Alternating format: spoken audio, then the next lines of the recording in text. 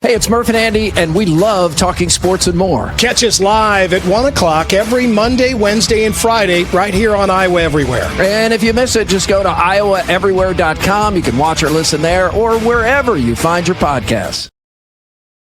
Nate Bargatze. It's a lot to have two dogs because you got to open the back door and let two dogs out. Big Dumb Eyes World Tour, Casey's Center, Friday, April 24th. Tickets available at natebargatze.com. We recommend listening to the CW Pod with a glass of Steeple Ridge Bourbon. Grown, distilled, well-rested, and bottled in Erling, Iowa. Now from the Channel Seed Studios, this is the CW Pod, fueled by Steeple Ridge.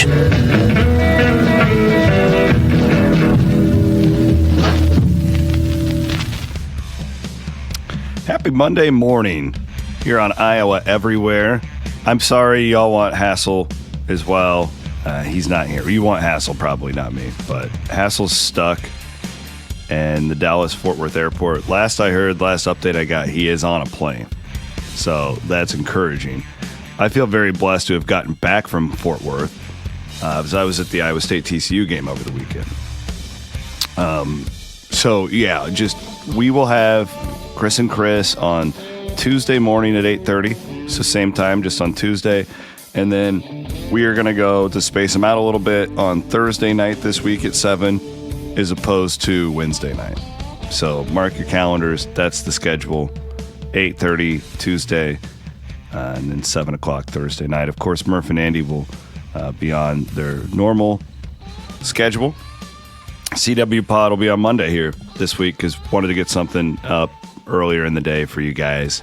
With all the big games that happened over the weekend, Iowa State has its first real basketball game of the year tonight. Iowa Hoop really gets started on Friday evening. So I'm just going to touch on a lot of that, but of course we're going to hit the top stories, which is Iowa and Iowa State football from over the weekend. We are presented, as always, by Steeple Ridge Bourbon at the Lonely Oak Distillery in Erling, Iowa. And I'm looking forward to announcing I'm going to do a book event out there coming up in December, which would be a great opportunity for you folks in that area of the state to come out and say hello and try some of their award-winning bourbon. It's great stuff. And I had a little bit of Texas bourbon over the weekend and honestly said to my friends who were there, it ain't no Steeple Ridge. It's pretty good. It was pretty good, but it's no Steeple Ridge. I like the Black Label. Check it out. Great Christmas gift, great holiday gift for anybody. As we are getting to that time of year. Can't believe it. We're going to be at these like Thanksgiving basketball tournaments before you know it. Cannot believe Iowa State only has 2 football games left. And we will get the Cyclones in just a couple of minutes. I want to start on the Iowa game, though, as that was the premier game in the state over the weekend. One of the premier games in the country over the weekend. Now, I didn't get to watch it live. Obviously, I was at TCU. But I have had a chance to watch the game and take my notes and do all that stuff. And, man, my heart goes out to you guys. That was I'm not going to say anything you don't know here, especially if you're a diehard Iowa fan and you're more emotionally attached to it than I am. But that could have been a generational type of win. And again, you know this, but just the way the whole thing set up, I think the rain made it look awesome on TV. If you were there, you probably don't agree with me. There's something about weather in football that makes it more iconic, I guess. And if Iowa wins that game in the pouring rain like that, holy crap, what a memory. That's a generational type Chuck Long 1985 type of win. And that you really feel, I don't think we knew it at the time, but with Indiana, right, felt very similar. I mean, you had 2 opportunities that you just let through your fingertips at home within the span of a month together. I give Hassel a lot of credit. He's been pinpointing how well Iowa's been playing for a month now. And he's spot on. Like that's what's difficult about this game is of course, there's opportunities in every game when you lose a game as closely as Iowa lost this one that you can go back and say, well, if we would have done this and well, if we would have done that. I just don't know how, if you're an Iowa fan and you sat through that, like, I mean, you're heartbroken, but you also, there's an element of like, man, like our guys left it all out on the field there. You know, that's Oregon's a really good football team, and they got us at the end. Like, that was the feel I had after watching this one. Dante Moore is very likely going to be the first pick in the 2026 NFL draft. The throw he hit to Malik Benson with 25 seconds to go and the catch that Benson made. Let's say Oregon goes on to the playoff and makes a run this year. That might be the defining play of their entire season. That could be the defining play of the Dan Lanning era thus far if they make a run. So like that one, it's like it was pretty good defense. Hall could have turned around all that, but that was just an elite level play by an elite level quarterback. And there's the problem for Iowa football in general when you're going up against these elite level NIL type programs. This is what makes it incredibly difficult because Iowa's going to have good players. And Iowa does have good players. Mark Gronowski is, turning out to be everything that he was advertised as far as a leader, as far as a man's man, just, really taking this program, putting it on his back, all of those things. But he's not a Dante Moore type talent or this kid that's at Ohio State right now, the freshman Julian saying, these type guys. Like, so you're going to be going up against that constantly. The Indiana quarterback and the Oregon quarterback are probably two of the top 3 picks in the draft next year. That's just it's a lot to overcome. And damn it, Iowa almost did it not once but twice. And if Gronowski doesn't get hurt against Indiana, you probably win that game. At least I feel like you do. So unfortunately for Iowa, when you look back at this season, regardless of what happens, this is going to be a big what-if type of season. That's just simply how it's probably going to be remembered. Even if they would, let's say they win out, you're not going to get into the playoff, and you're probably looking at, a nice bowl game, but Iowa's done that so much in the Kirk Ferentz era that I just don't know if it's going to move the needle. But I would say this as someone who's not an Iowa fan who just covers this stuff. I actually respect this Iowa team more than I do a lot of those Big Ten West teams that were going 10-2, because you're going head to head with these real big time programs, and not only are you not getting killed like you were, but you are putting the fear of God in them. And, at the end of the day, you can look at it and, like I said, like any of these losses, you can go, man, if we just do this or we just do that, right? Like you're right there. So I give the Hawkeyes a lot of credit despite the loss. I was one of the few who picked them to lose this game just because of that. It's a lot to overcome, and damn it, they almost did it. And I can't imagine losing much more heartbreaking than that, because you had it played right into your hands. You're playing an Iowa football game against Oregon, right? Like, and that's, to their credit, they said that's what they wanted to do. They thought they could beat you guys at that, and they did. But you get that Gronowski touchdown just under 2 to play, and so you have the whole euphoria of, man, feel like we just won this game. Now our elite defense, our elite secondary just has to get one stop, and you couldn't do it.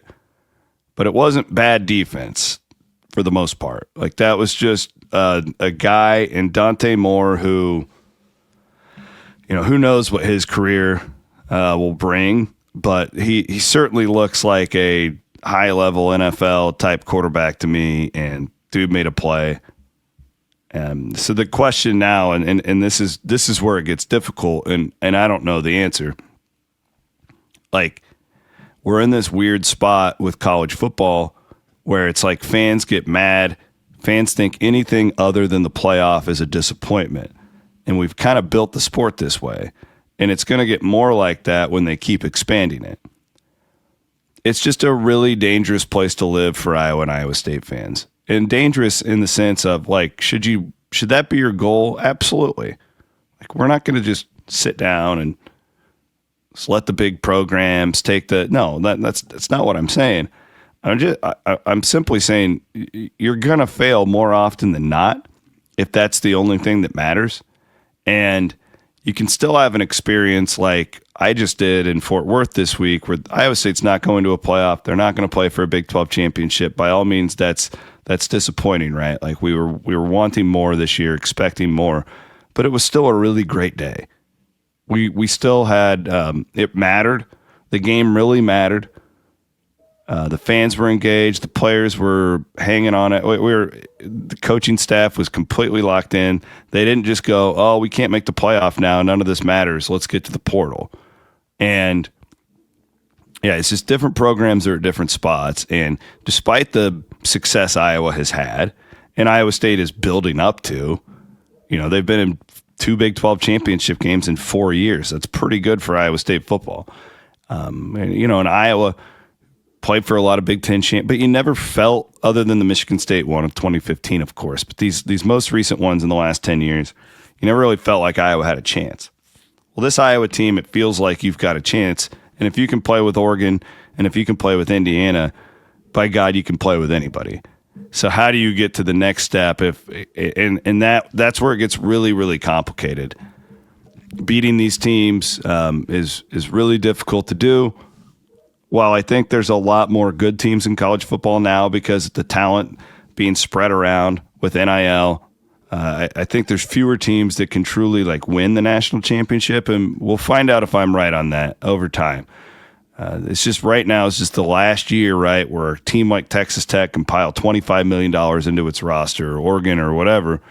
It's supposed to be spaced out a little bit more. We'll see if it actually is. I don't know if I believe it, but that's kind of my big picture take on the Hawkeye game. It just felt like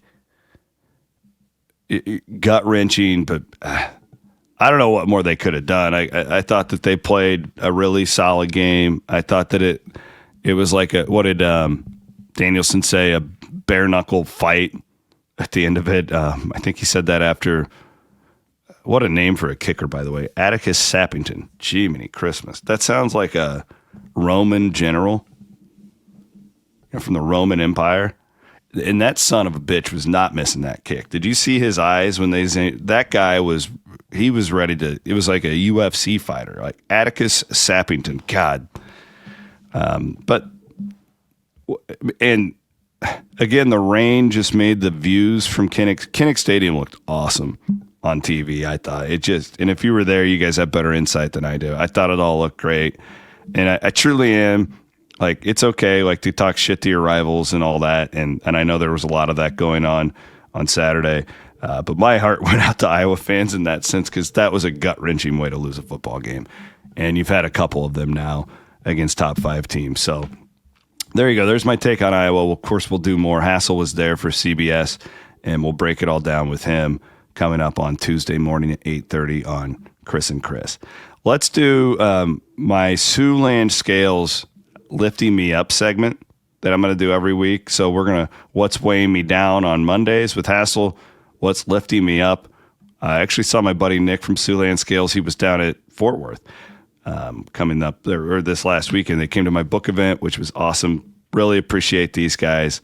The Siouxland Scale service. Lifting me up was being able to watch the game on Saturday in Fort Worth with my daughters. I don't ever do this. I'm generally a really bad fan in the stands. I can't sit still. I just want to be analyzing and working and doing what I do. And but this was really cool. Kale Brazina's mom snapped this photo, just really impromptu. My daughter and me and my friend Matt were watching the game, and we were in the nosebleeds. TCU puts the opposing team way up there, but it was still really cool. I like that stadium a lot. Neat stadium, really great fan base. But it was fun to sell when the Aiden Flora punt return happened, and I'm picking up my daughter, and like, it was just fun. I don't do it very often, and that lifted me up big time to be able to celebrate that with my little girls. So, thanks to Kale's mom for taking that picture. That was really cool. I'm glad she did that. I didn't know she was doing that, and she sent it to me on Sunday morning, and thought that was pretty awesome. And that was one of my favorite Iowa State wins that I can recall for that reason, for one.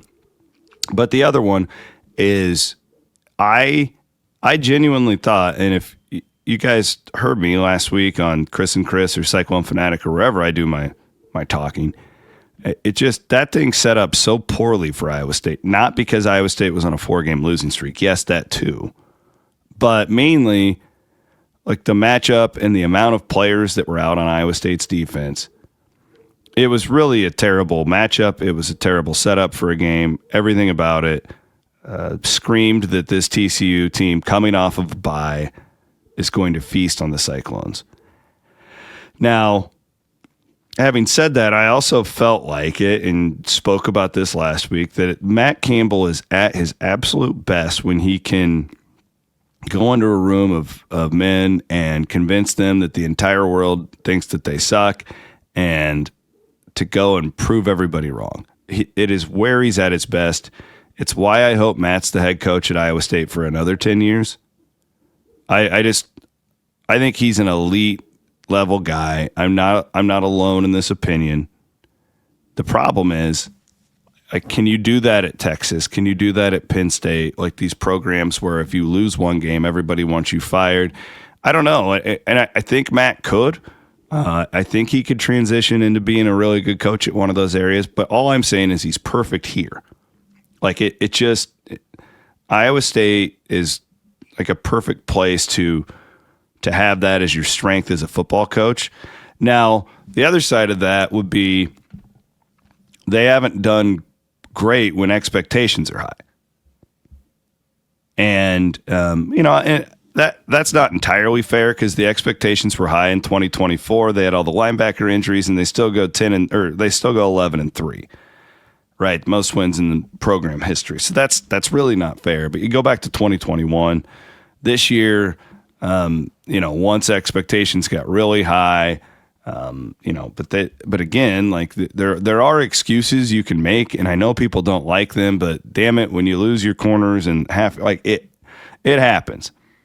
What's going on with the offense is a totally other conversation. I still don't know.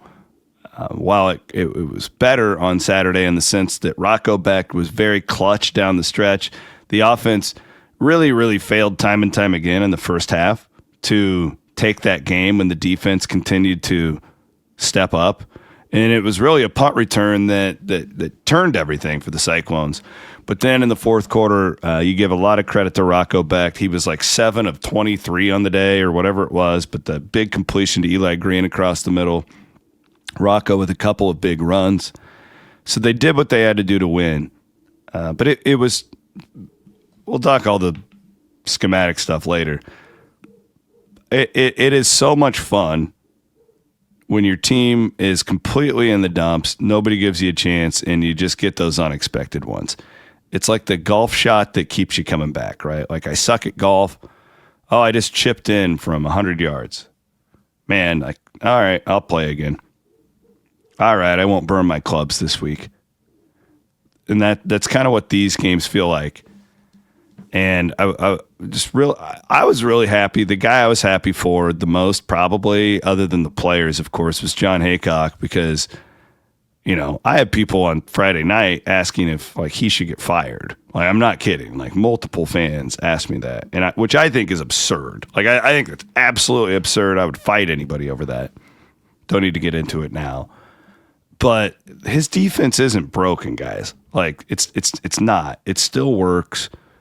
But I thought John made some really nice little tweaks to that defense on Saturday, and I hope they keep it going the rest of the year. I think that they took the shackles off for the most part and said, just react and play downhill and run. And, There's a picture right there of my two dudes, Brazina and Ryland Barnes, huge Barnes Farms guy here. These guys we're just playing ball. I think that it was less hit your gap and more hit the player type of thing. They did the same thing last year when they had that elite defensive performance at West Virginia that a lot of us didn't see coming, because that was they were down to a couple of third string linebackers, all that stuff in that game. And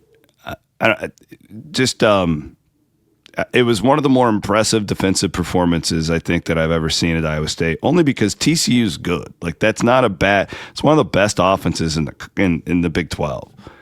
If you do that against Arizona State last week, I think we're all like, yeah, well, the Sims kid can't throw. No, that was a legit offense against a legit offensive guy, and you go on the road and you're able to do that. You saw Trey Bell make some big plays. You put it all together, and it was really cool. Really cool to see. I'm really glad that I was able to witness it, and I hope Iowa State fans were able to enjoy it. And it kind of goes, again, that goes back to my point. Should you strive to make the playoff? Absolutely. Should that be your goal when you think you have a good squad? Absolutely. But if you don't, it doesn't mean everything else is garbage. And I just thought that was a good reminder. And Iowa fans could have that this week, right? You're not going to make the playoff, but if you would go on the road and win at USC, that would be a really memorable win. That would be a wonderful win for that program, despite what you do the rest of the way. So enjoy it. I remember these games when I was a kid, because the playoffs didn't exist. And some of my most favorite, I was an Iowa fan growing up, some of my most favorite wins as a kid were just the ones that I remember when Kyle McCann and they went and won at Penn State, out of nowhere. I remember I talked to Hessel about it, the Michigan State game that year where Charles Rogers comes in. Iowa had lost 24 in a row in the Big Ten. As an Iowa State fan, I think probably my favorite win was the Nebraska game from 2009 when, you're starting running back, starting quarterback, all these guys are hurt, and you go in there and win your last game in Lincoln. So you have the high expectations. All that stuff's great, but you can still have great moments that you can celebrate. It's okay to celebrate these moments, and I would encourage you to do so. Life is too short to just be angry and yelling on Twitter all the time. On that note, if you are that guy who's angry and yelling, maybe you should just crack a nostalgia instead. Just chill out, brother. I prefer the cotton candy of all these flavors. However, I have not had the orange, the creamsicle one, and that is one of my favorite. That's my favorite flavor of ice cream. So I'm guessing that I would really, really enjoy that piece if I could get I've never seen it in Fairway. So I got to keep looking for, or I'm just going to drive down to Barntown and have Pete serve me up some. But Nostalgia THC Seltzer, thanks to them for sponsoring CW Pod here on Iowa Everywhere. Also want to give a shout out before we get into some basketball to our friends at the Iowa Wild. We have Veterans Appreciation Night coming up next weekend. Aiden, tell me about it. Yeah, big time. That's on Saturday. Veterans Appreciation Night. First 1,500 fans through the doors will receive an Iowa Arrows cap. Yeah, they're bringing them back. Wow. There's some slick jerseys right there, folks. That's fans really can cool. also enjoy 2-for-1 Confluence beers until the end of the first period. And then after the game, the specialty jerseys will be auctioned off. Proceeds to benefit the Mid-Iowa Council of Scouting America. And if you can't be there on Saturday, there's another chance on Friday. Star Wars. November 14th, Star Wars night. Bum, ba-da-bum, bum. Drink specials. Go ahead. You have to dress like a nerd to go to that game? Do you have to be like nerds. One of these? Do you have to dress like one of these geeks? No. Okay. You can be there and just be a fan. I'm just kidding. But if you want to go all out, they're just I like pro wrestling. I read books about aliens. Yeah, you're the biggest nerd of them all. There's no bigger geek than me. These guys are freaking cool. I'm the biggest geek in the room 90% of the time. Okay, so I'm sorry, gentlemen. Go ahead and dress like Star Wars characters. Drink specials includes $2 beers before puck drop and $3 Fireball Friday drink specials. Mystery pucks available for purchase with proceeds benefiting a great cause, the Special Olympics of Iowa. Go to iowawild.com. Get your tickets today. Awesome. Let's go do some puck. You and me need to do this some night. We'll take the girls. Get some puck. Elise would think it's freaking awesome to be down there, and she would lose her mind. Yeah. She would. We got to do that. We'll do that before the holidays. All right. Last thing I wanted to hit on is Iowa State has its first real basketball game tonight. Iowa has its first real game on Friday. And I have watched Drake a couple of times. Now, I am a Drake homer now, with main man Hendo being at the top of the Drake pecking order. So big time Drake fan here. And I'll get to them in a minute. Iowa State, Mississippi State tonight is really, really intriguing. I think Iowa State was a 4.5-point favorite in this one. It's up in Sioux Falls.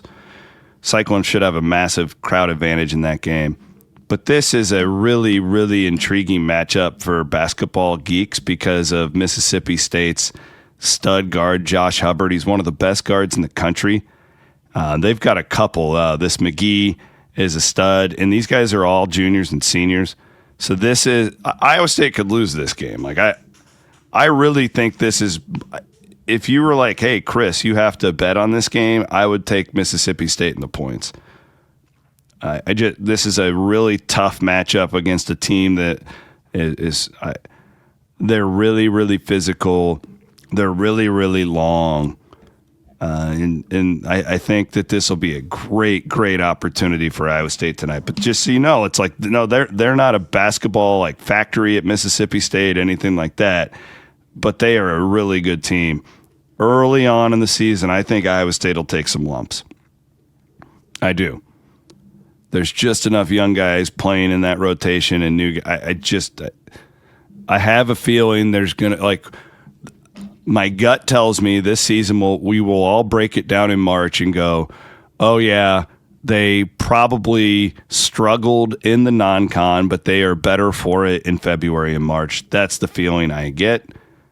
I don't know if I pick them to lose this game tonight because of the home crowd and all that stuff, but Mississippi State's really, really good. They are definitely an NCAA tournament team, and they have elite level guards and physicality that could give Iowa State some problems. Iowa gets Xavier on Friday night. I don't know a lot about Xavier, but it's hard not to be impressed with what we have seen thus far with Ben McCullum and the Hawkeyes with their couple of games so far. I mean, it's really hard to break down I'm not going to try and break down Iowa State Grambling for you. Like those teams are doing, like Iowa and Iowa State are doing to these, low majors exactly what they should be doing. So let's see. Let's see what happens tonight. Let's see what happens on Friday before we start judging these squads too closely. A team you don't do that with is Drake because every game kind of matters to you when you're playing in the Valley. Full disclosure, if you're a Northern Iowa fan, I have not seen you guys play yet. I'm not leaving you out. I just haven't had a chance to watch you. Been a lot going on right now. I have watched both of Drake games and super impressed with their win against Northern Arizona, and I was disappointed in their loss to Robert Morris. I thought that was a game Drake probably is going to look back on after the year and be like, damn, like wish we wouldn't have let that one slip away because it felt like Drake was the better team. Now, Drake does have a guard they're going to be getting back who should make them better. I think Drake, not knowing a ton about the Valley so far, because again, it's just impossible on November 10th, guys. I think you all get it. It's impossible to know who and what these teams are truly going to be. But I think Drake will be definitely a top 1 or 2 tier team in the Valley. They've done a really good job of bringing in athleticism. I think it's a highly athletic team that Hendo's put together. They have size, and I want to see them when they're entirely healthy. I think that they are. You got to remember, and this is the case for a lot of low and mid-major programs, though, like Drake's entire team is new. None of these guys have ever played together before. I think they had one guy returning from last year. So they'll keep getting better. Robert Morris, on the other hand, now, granted, they were really young, and we saw them play Iowa, but they have an advantage because they've had a coach that's been there for 15 years and there's a system in place and all that. And I think that's kind of where Drake's at, where they gotta work up to that point. But I'm very bullish on our basketball team so far. I think Iowa State is a bona fide top 15 team in the country. I think Iowa might be a top 25 team in the country. We'll see. Again, like let's assess things here in a week. Let's assess things here in a week. Is that fair? I think that's fair. All right.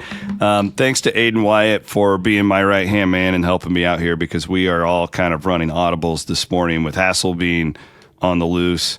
Just also wanted to thank all of I know this doesn't mean anything coming on, like, thank you to the airline workers who are going to work and not getting paid. And, I feel very fortunate to have gotten back from Fort Worth yesterday. When we got back in the airport at Des Moines, there were people just all over the floor, just like laying there, like delays.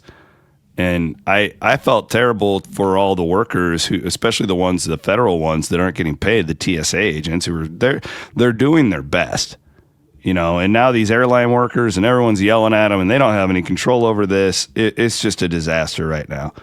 And now there's a picture of Hassel from DFW, that poor bastard. Listen to this, Aiden. So I got delayed yesterday. We did get home, but we ended up being about an hour and a half, 2 hours late getting back to DSM. And Hassel was at DFW at the same time as I was during our delays, and we didn't know it. That's what I heard. Yeah. Because, Jacqueline texted me, said, "Oh, we're delayed." And they got a text from Van Winkle being like, "Hassel stuck in DFW." I wish I would have known. We could have had some fun. Yeah, I think I knew that both of you were. Van Winkle and I both knew that you guys were there. I had no idea. But we didn't put it together that you guys wouldn't have known each other. So. Yep, I had no idea he was there. That's on us. It's okay. Nonetheless, I do mean that I appreciate these workers. I feel horrible for them, because all these people are getting like pissed off, and it's just like, what are you yelling at the guy, the TSA agent in, Terminal A and DFW? Like, that guy doesn't have anything to do with this. You know what we should do? We won't ever do this. It's not possible in our country because everybody is too tribalistic. Wouldn't it be great if we all came together as humans and Americans and agreed to never vote for anybody who is currently in Congress ever again and actually drain the swamp? Like, vote all of their asses out. Both parties. If you had anything to do with this government shutdown, we are voting you out. That's how you drain the swamp. But it won't happen, because the Democrats blame the Republicans for everything, and the Republicans blame the Democrats for everything, and nobody will ever just meet in the middle and actually remember that they work for us. There you go. My TED Talk for the day. Hope you guys have a great week. Murph and Andy coming up at 1. Two Guys with Chris and Chris will be on Tuesday morning at 8:30, and then again on Thursday night at 7. We're shifting everything up this week. Thank you for your patience as we are getting everybody back in place. And another big college football weekend coming up just around the corner. We'll be breaking it down for you all week here on Iowa Everywhere.